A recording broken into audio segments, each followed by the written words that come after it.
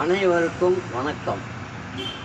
மது அருந்தும் ஒரு குடிமகன் தன் தாயாரிடம் பணம் கேட்டு தொந்தரவு செய்கிறான்.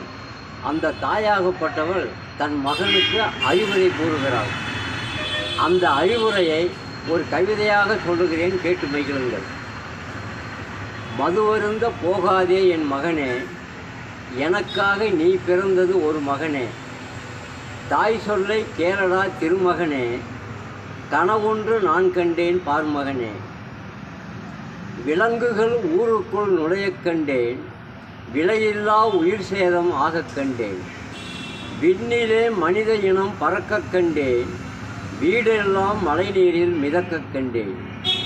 ஆலய தீபங்கள் அணையக் கண்டேன், ஆறு குளமெல்லாம் வடியக் கண்டேன். பூமியோ பல இடத்தில் வெடிக்கக் கண்டேன், புயலாலே மக்கள் எல்லாம் மடிய